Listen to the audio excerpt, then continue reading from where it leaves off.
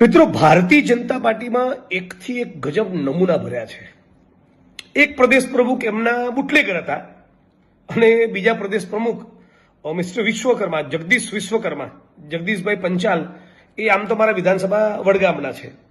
આજે મને બહુ જ ગંદા પ્રકારની વાત અને ગંદા પ્રકારની ભાષાનો પ્રયોગ માનનીય જ્ઞાનીબેન ઠાકોર, બનાસકાંઠાના કોંગ્રેસ પક્ષના મારા સાંસદ માટે કર્યો. એમણે એવું બોલ્યું સત્તાના અહંકાર અને ઘમંડમાં કે જ્ઞાનીબેનની સાડીના પાલવમાંથી અમે બધું આંચકી લીધું.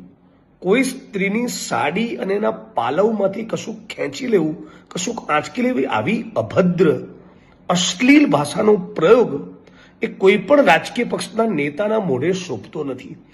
આ ગુજરાતની પ્રત્યેક બેન, દીકરી, માતાઓનું અપમાન તો છે જ, પણ આખા ઉત્તર ગુજરાતના ઠાકોર સમાજને કહેવા માંગુ છું કે તમે બધા જ તાકાત બતાવો અને આપણી બેન, બનાસની બેન જ્ઞાનીબેનની સાડીના પાલવ વિશે જણાવી ગંદી કોમેન્ટ કરી છે, એને જડબાતોડ જવાબ આપવો જોઈએ. હું તો માંગ કરું છું કે કાયદાની કોઈ કલમ લાગુ પડતી હોય તો જગદીશભાઈની સામે ફોજદારી ગુનો દાખલ થવો જોઈએ. તો ત્યાં સુધી કહેવા માંગુ છું કે આપણા ગુજરાતની અસ્મિતા અને ગૌરવને લૂણો લગાડનારા, આપણા ગુજરાતને બદનામ કરનારા આવા જગદીશ વિશ્વકર્મા પ્રકારના કેરેક્ટરની સામે રાજ્યની સરકારે, રાજ્યની પોલીસે ફોજદારી ગુનો દાખલ કરીને જડબે સલાક દાખલો બેસાડવો જોઈએ, જેથી ફરી ભવિષ્યમાં કોઈ પણ રાજકીય પક્ષનો આગેવાન કે નેતા કોઈ પણ મહિલાની સાડી કે એના પાલવ વિશે આવી ગંદી કોમેન્ટ ના કરે.